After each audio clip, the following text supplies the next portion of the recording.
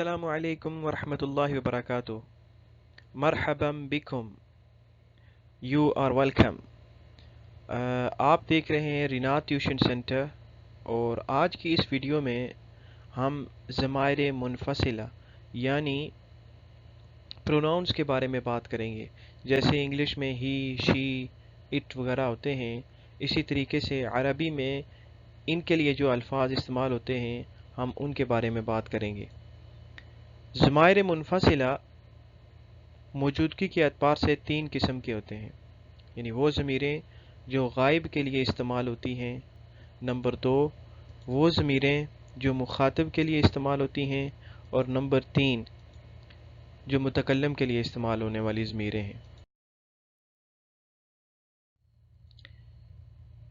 وہ ضمیریں جو غائب کے لیے استعمال ہوتی ہیں وہ کون کون سی ہیں؟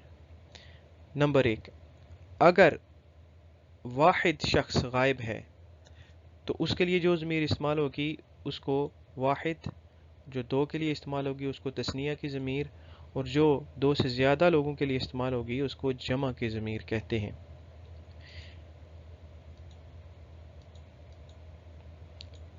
مذکر غائب، یعنی اگر واحد مذکر ہے تو اس کے لیے جو ضمیر استعمال ہوگی اس کو مذکر غائب کی ضمیر کہیں گے، واحد مذکر غائب کی ضمیر کہیں گے. جیسے ہوا، دو کے لیے ہما. ہوا وہ ایک مرد، ہما وہ دو مرد، ہم وہ سب مرد. مؤنث غائب، مؤنث غائب اگر واحد ہے تو اس کے لیے ضمیر استعمال ہوگی ہیا، یعنی وہ ایک عورت. دو ہیں تو استعمال ہوگی ہما، وہ دو عورتیں. اور اگر دو سے زیادہ ہیں تو اس کے لیے ضمیر استعمال ہوگی ہننا، وہ سب عورتیں. اب چند مثالیں ملاحظہ فرمائیں. من ہوا، اب یہ سٹینڈرڈ عربک ہے لیکن بول چال کی عربی میں مین ہوا بھی بولتے ہیں. من کی جگہ پہ مین ہوا اور من ہوا. تو من ہوا وہ کون ہے، ہوا زید وہ زید ہے. من کون، ہوا وہ. ہو از ہی وہ کون ہے، ہی از زید وہ زید ہے. حل ہوا قائم کیا وہ کھڑا ہے، لا نہیں، ہوا جالس وہ بیٹھا ہوا ہے. من ہیا وہ کون ہے، یعنی یہاں پر جو ہیا کی ضمیر ہے یہ دلالت کرتی ہے کہ ہم جو متکلم ہے وہ کسی عورت کے بارے میں سوال کر رہا ہے. تو وہ کون ہے، یہاں پہ بھی یعنی من کو جب عام بول چال کی زبان میں مین بولتے ہیں، مین، مین ہیا، مین ہی وہ کون ہے. ہی فاطمہ وہ فاطمہ ہے. حل ہی جالس حل ہی معلمہ کیا وہ استانی ہے، لا ہی ربۃ البیت نہیں وہ ہاؤس وائف ہے.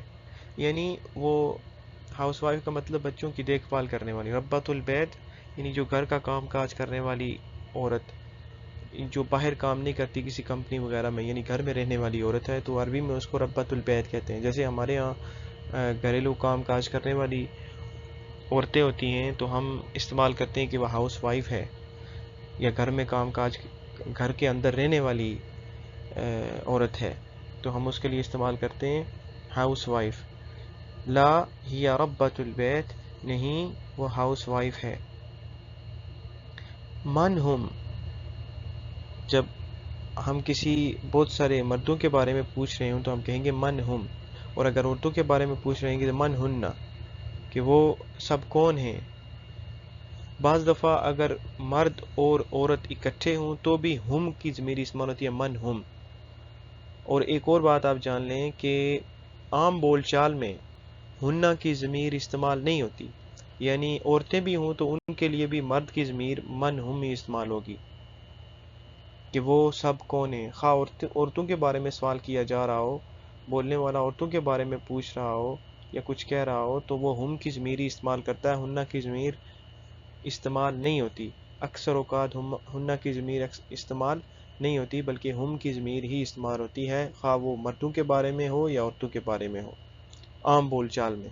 لیکن جو سٹینڈرڈ، جو معیاری عربی ہے، اس کے اندر مردوں کے لیے ہم اور عورتوں کے لیے ہنہ کی ضمیر ہے۔ تو من ہم اگر مرد ہیں اور اگر عورتیں ہیں تو من ہنہ وہ سب کون ہیں۔ اگر مردوں کے بارے میں جواب دینے والا جواب دے رہا ہے تو بولے گا ہم طلاب، مثال کے طور پر کہ وہ طالب علم ہیں۔ اور اگر عورتیں ہیں تو ہن طالبات یا ہن طالبات، وہ طالبات ہیں۔